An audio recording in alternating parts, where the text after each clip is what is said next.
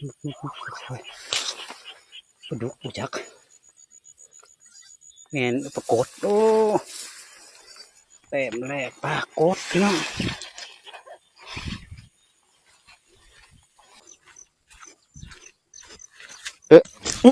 เอาเร็ว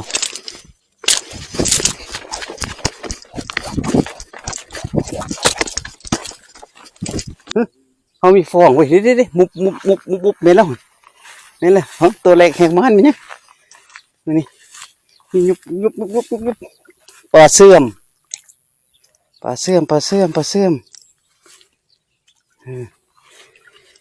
ปต่อโอ้แล้วนี่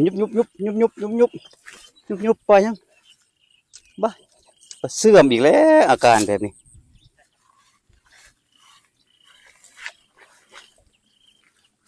เสื่อมพอได้ไปยังอุ๊บไปยังโอ้โหโอ้กด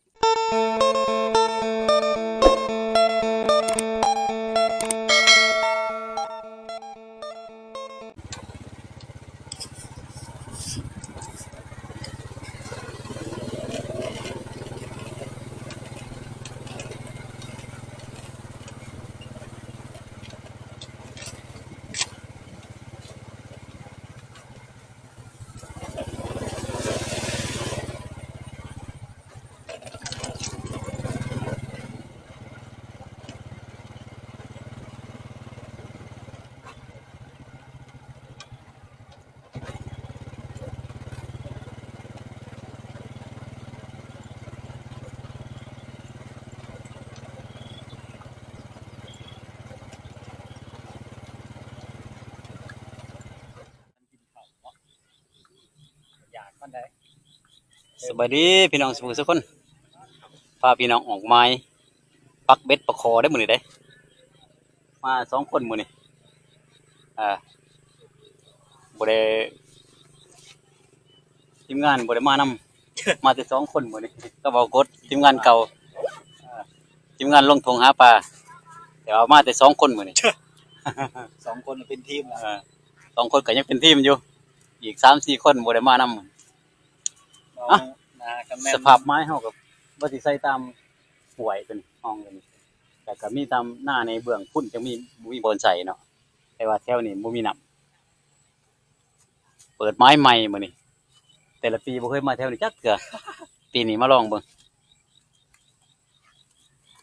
โอ้มีมาแกงเบ็ดปลาคอเด้อทีมงานแกงเบ็ดปลาคอจังโมเมนต์ที่นะครับมาใส่เบ็ดปรากฏมาหาตึกปรากฏเบิ่งเบ็ดก็ฮู้พากันไปใส่มันพี่น้องไปใส่เบิ่งสิบ่ได้ใส่เบิ่งตัวหลังเนาะเหงื่อเฮามื้อนี้ก็นี่พี่น้องมาได้ลูกหวกมางามอยู่เบ็ดเฮาก็เบ็ดเก่าเป็นเบ็ดเก่าเป็นเบ็ดเก่าเฮาที่กายยังบ่ทันได้อัปเดตใหม่เบ็ดก็อยากเข้าเมียงได้จักสิเป็นจังได๋คมก็บ่ปานใดเบ็ดเก่าพี่น้องยาวก็บ่ยาวดอกมีแต่คันนี่80 เซนบ่ลึกปานใดบ่ยาวปานใดคันไปสิเอาเบิ่งได้จะสิเอาเบิ่งนั้นหรือเบิ่งนี้เลือกไม้แล้วแต่เจ้าจะเลือกรอดให้เจ้าเลือกจะเป็นนายก็ได้เอามันมาเนี่ยเด้อ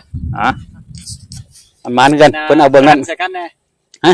เงียงไฟใส่กันแน่โอเค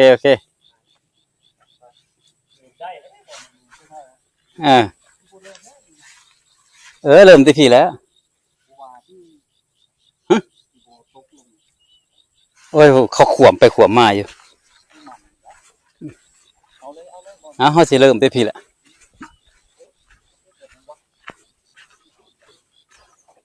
แทบไก่นี่ก็ลุยเลย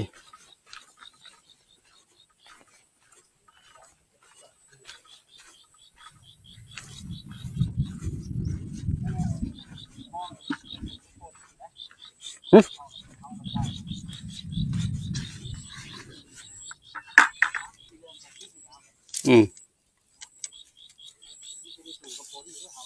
เหนียวเหม็นบ่โอ้มันหมานเหนียวเหม็นปรากฏ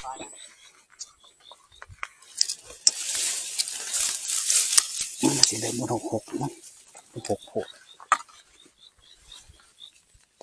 เอานี่เลย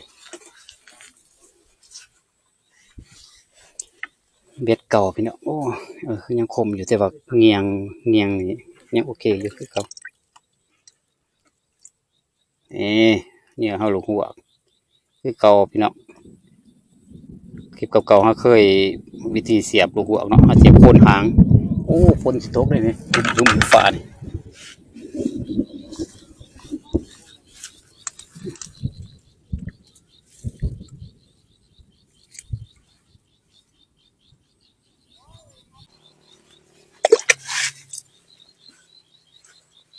หลังแหลกเฮาไปหลังที่2บัดนี้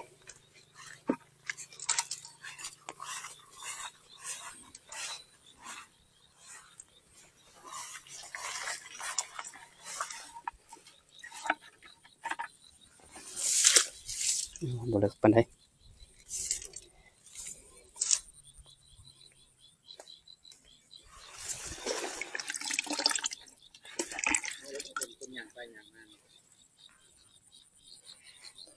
ที่กันเสียบลูกหัวของเฮาพี่น้องปักใส่โคนหางเลย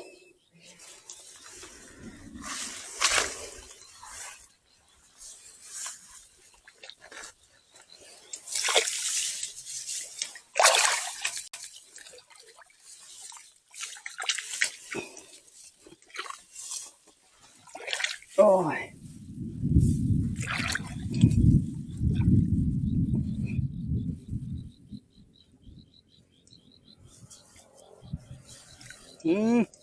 เสียคนเลยนะไหมเนาะ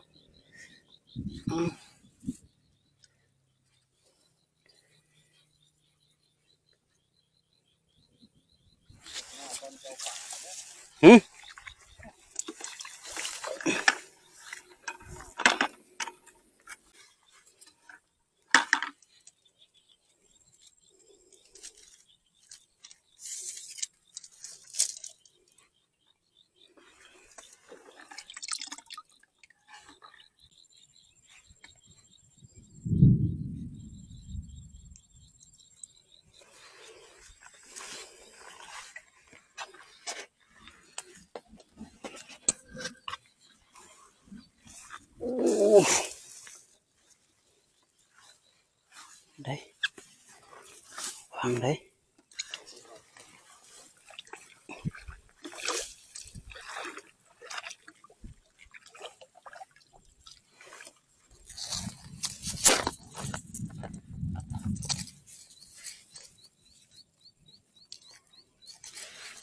ไปแถวไหนส่วงนี่นะ โอ้ยมีเป็นดินสิงหลิวบ่ดับเนาะคนเดียวอ่ะ หลายคนอยู่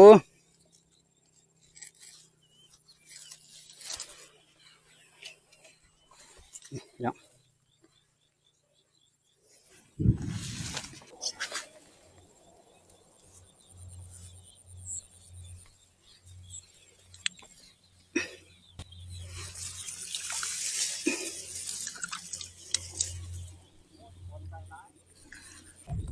ลังที่4ครับพี่น้องเขาใส่4ลังเลยมันเขาจะใส่ไปเลยไม่ใช่คำพี่น้องฝาห้องมืออยู่เขาใส่ไปเลยแบบนี้นะรุ่นก็ตอนยามพี่น้องโอ้ใส่ไปพอทันแล้วทั้งฝนมาแห้งเลยพี่น้องยังเป็น20หลังถ้าก็ใส่ได้30ฝนคือมาแห้งแท้บัดเบิ่งหลังนี่มีบ่อยู่โอ้ยอยู่ตรงนี้อยู่ที่นี่อยู่ที่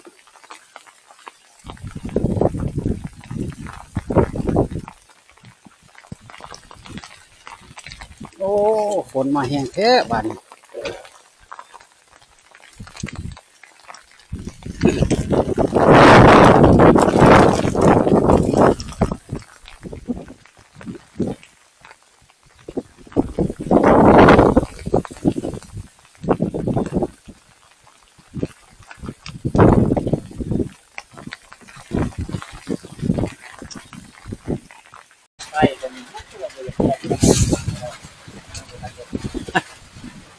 ตอนนี้ก็ฝนตกค่ำพี่น้องฝนตกค่ำก็จะมาพัก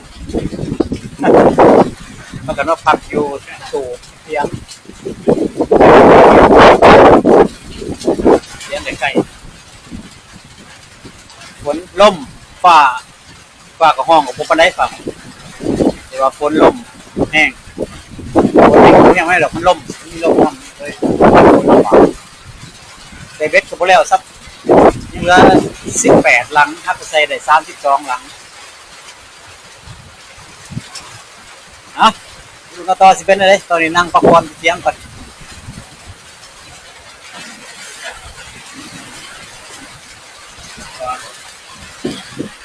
ยังประมาณเดือนเดียวมาก่อนตอนนี้ก็ฝนเศร้าแล้วพี่น้องเขาก็ใส่เบ็ด18หลังที่เหลือแล้วเรียบร้อยแล้วก็สิยามซุ่มเก่าไปเลยหอดเลยหลังแหลกเขาใส่หม้อย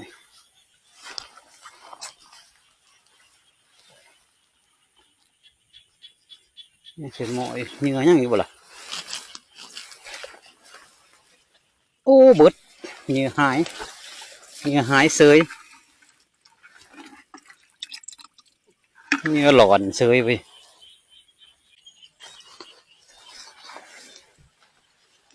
น้อยโอ้ลุดเว้ยลุดลังนี่ลุดแล้ว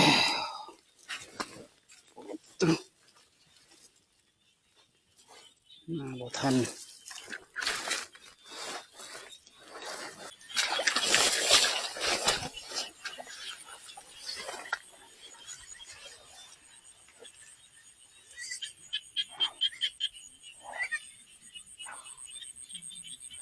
ใช่ละ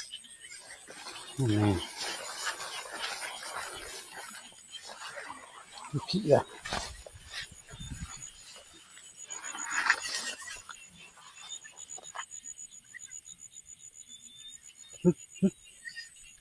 โอ้คือ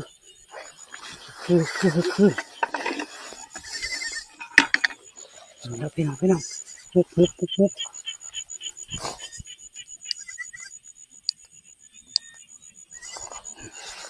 มุกนู่นมันยังป่ายังเนาะคือคอยแท้คอยปลาดุกอุจักแงนปรากฏโอ้เต็มแรกปลากดพี่น้องเต็มมันปลากดพี่น้อง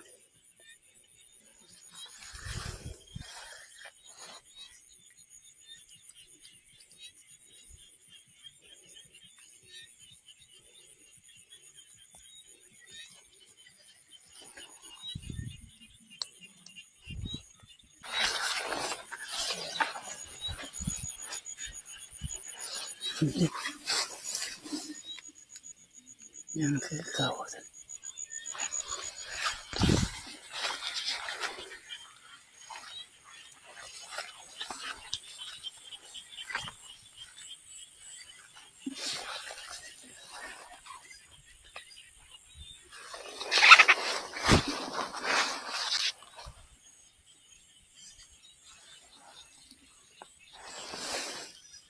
โอ้ไปละ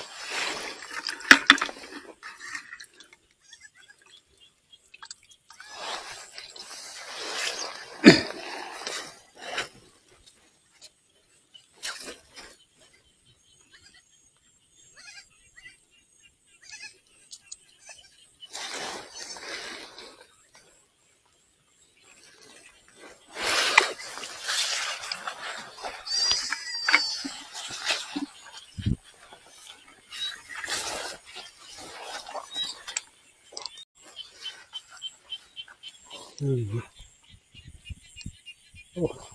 ลอยคือเก่าลังนี่ก็ยังคือเก่าอังนี้เด้หุ้ยเห็นโตปลาเสื่อมโอ้ปลาเสื่อมมันใหญ่แท้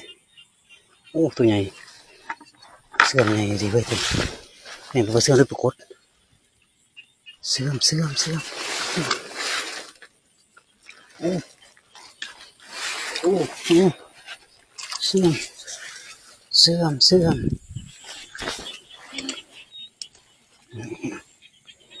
เสื่อมบัดเสื่อมโอเคอยู่บัดเสื่อมนี่ดิ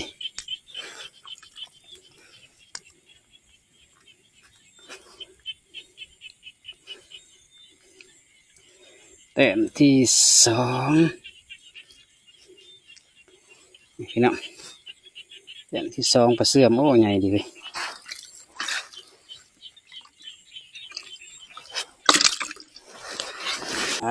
รุ่นต่อไปพี่น้อง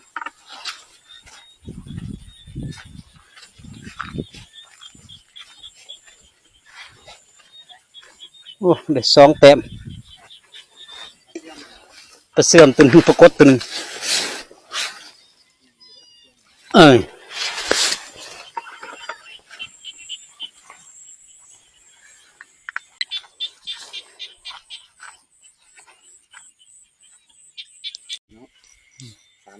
ผมว่าสรุปมือนี่ก็คือเอาได้สองแต้มปรากฏตัวนึงกับปลาเสื่อม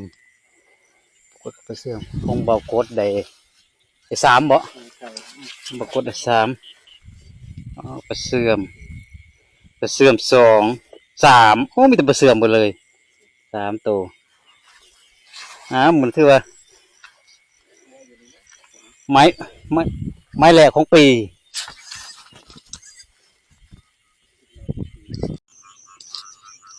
จะได้สองแต้มตอนกลางคืนยังเสาร์ว่ากันไหมอีกสบายดีตอนเช้าพาพี่น้องมายามเบ็ดมาตื่นช่วยเหมือน คิดว่าหาโมงครึ่งเกิดว่ามันน่าจะยังมืดอยู่ว่ะก็เลยตั้งใจไว้ตื่นหาโมงครึ่ง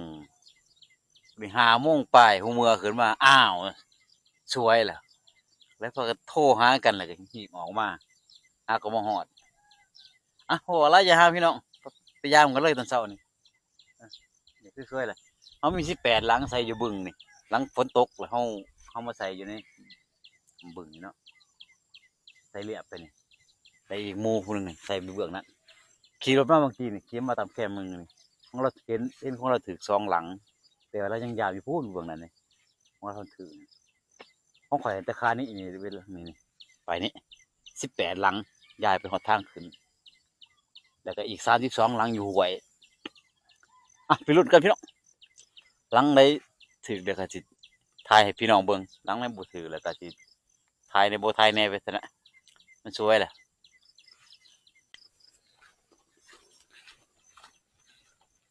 ยามหลังแหลกกันพี่น้อง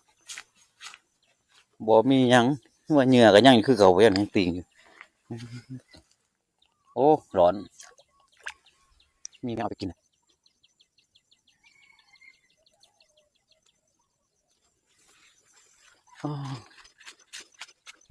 ลังกันที่โผล่นี่ยังหัวมันยังเก่า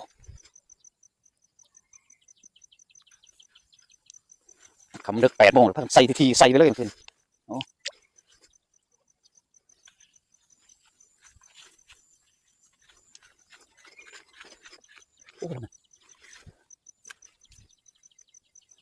นี่เราไปยักษ์นั่นกงสายตึงยังอยู่ปะยังไม่รู้ยังไม่รู้ยังเลยโอ้ยังใส่หัวยังรู้ไปแล้วโอ้ย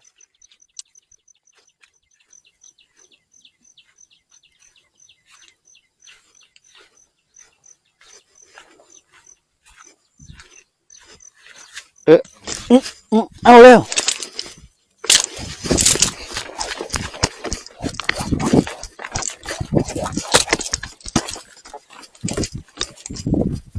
เต้นบ้าที่ยังว่าจะซื้อมาตอดอยู่ใส่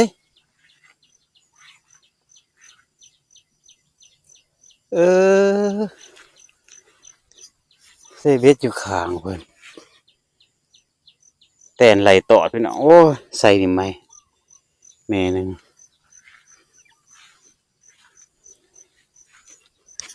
มันอยู่ในหลักอะพี่น้องหลังนี่มั้ยโอ้ยพี่น้องนี่มันโอ้ตัวยังอยู่บนน้องมาเลยเนาะหมูผักปันยังโอ้บุ้งใส่บุเรือไปแล้วโอ้ไปอยู่ซ้ำโอ้ขั้นหนังกระตึงโอ้ยแตนตอดเจ็บไปห้างบักใหญ่หนึ่งแตนกันดินี่ก็พออยู่เหมือนเขามาหอดหวยเลยวันนี้ไม่อยากเขาแล้วใช่ไหมมาหอดหวยไปยามล้างทีหนึ่งเลยมันกินแล้วว่ามันกินสองล้างอยู่มองไม่ยัง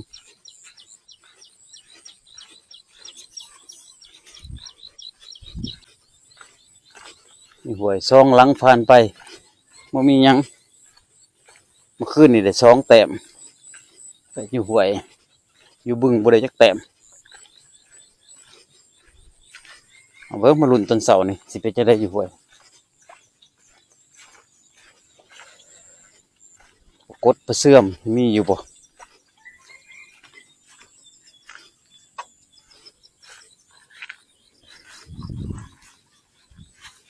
บ่มีหยัง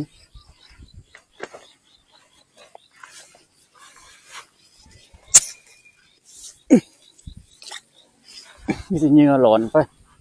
ปลาหน่อยบ่ ปลาซูดตัวจะเห็นเคยทำนิดนะ โอ้โธ่ปลาตัวที่จะใส่บุญใหญ่บุญใหญ่ ต่อมาแล้วก็ปรากฏ ปรากฏอีกตัวนี้อีก ปลานิ่นอยู่บน อืม อยู่บนอันนี้แหละ บน โอ้อยู่บึงคนใด5 โต 6 โต6บ่โมเมนต์เลยกลัวแล้ว1 2 3 4 5 6 โต ปลาดุกพัน โอเคตัวโอ้เฮาบ่ได้จักโตคันเดียวหมูบ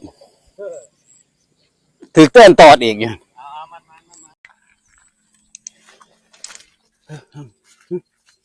สายดึงอยู่โอ้ยบ่ส่งสิมีปลา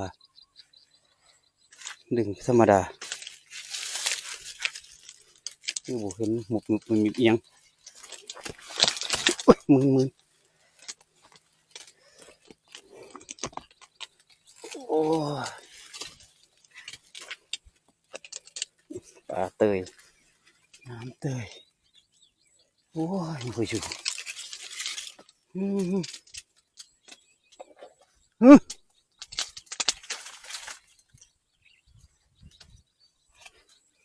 โอ้เด็กโอ้ปรากฏหน่อยมาปรากฏอ่ะเขามีฟองไว้ดิมุบเมล่านี่แหละตัวเล็กแหงมันนี่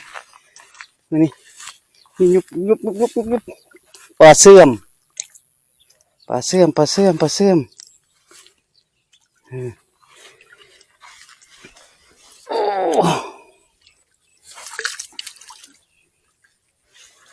โอ้ใส่สวยอยู่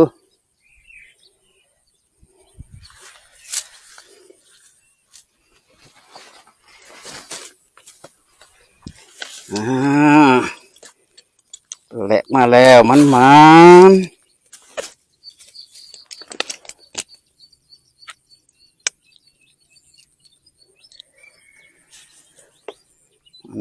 พี่น้องมันล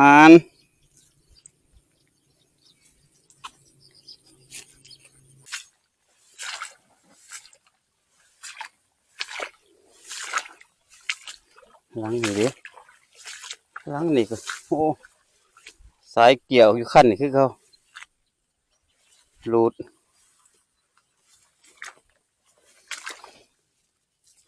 อีกอันนี้ก็ดิ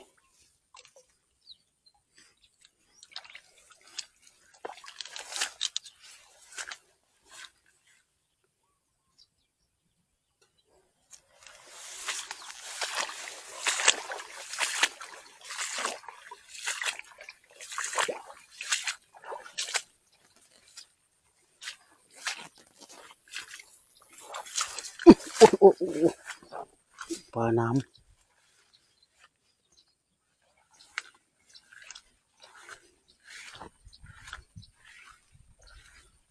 ท่านตึกประกดตึงไปใช่ไหม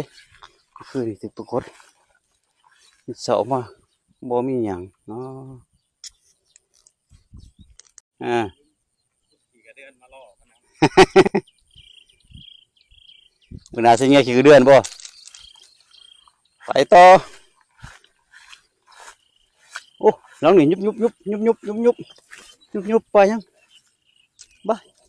เสื่อมอีกแล้วอาการแบบนี้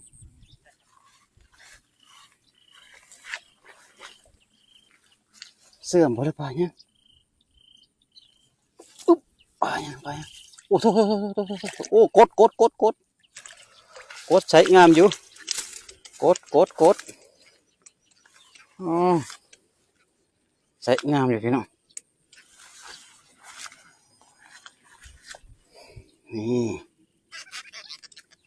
นี่งามเยอะ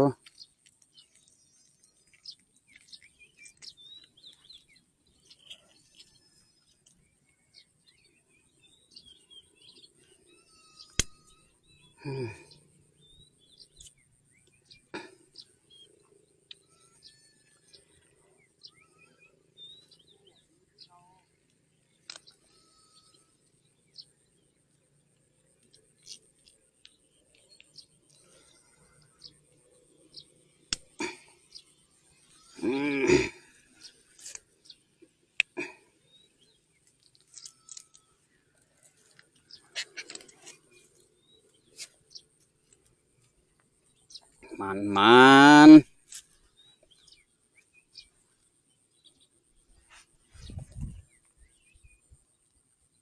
สิไก่เคียงบอกดได้บ่มันนี่บอกดใบไป7-8แต้มแหละประคอใช้เกือบโลห้องห่อโอ้เอาเบิ้งรุ่นต่อ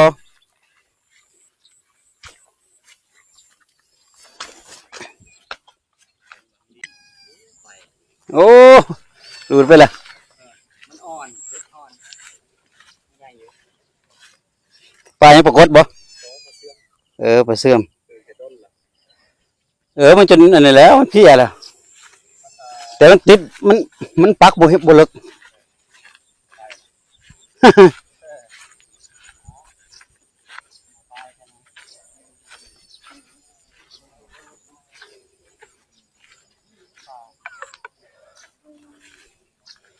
ขั้นนี้ก็เอาอีกแล้วหลุดอีกแล้วอาการหลุดแล้วนี่มันสายมาพันอยู่ปลายเบ็ดนี่โอ้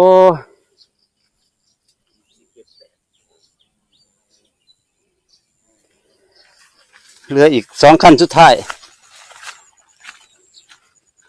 2หลังสุดท้ายเป็นไงโอ้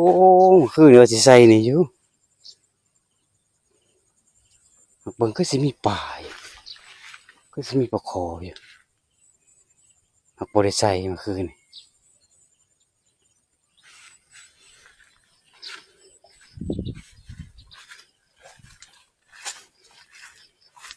ใส่มาโอ้เบ็ดอยู่ทั้งมือพี่ปลายใบไหมหลุดอีกแล้วดีดกันมาทั้งนี่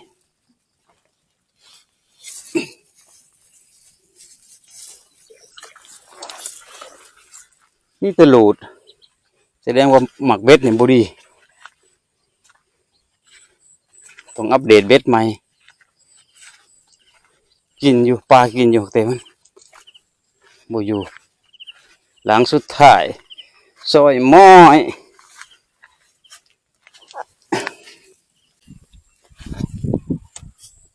มื้อนี้สรุปแต้มก็คือตอนเช้าเราได้2 แต้มเมื่อคืนเราก็ได้2 แต้มปรากฏกับปลาเสื่อมเช้ามาก็ได้2 แต้มปรากฏกับปลาเสื่อมคือเก่ามันคือเบากดบ่ได้เบากดมานกลัวเบากดอยู่พุ่นได้6มาพี่แล้วได้3อีกตัวนี้เต็มกระตารถ ได้หลายอยู่ปลาเสื่อมปรากฏตัวเดียวเนาะปรากฏเนาะแต่ของเราได้ปลานิ่นปลาสูตรโอ้ปรากฏ2มันไม่ปรากฏตัวเดียวเนาะกดหน่อยตัวหนึ่งกันปลาเสื่อมปลาคอแล้วนี่ตัวนี้เกือบโลประมาณ6 ขีด มัน มีปลาตองอีกตัวหนึ่งปลาตองหน่อยมันมือหนาเจอกันไหมอีกคือว่าไม้แรกมือนี่ไม้แรกของปีเนาะเป็นไม้แรกของปี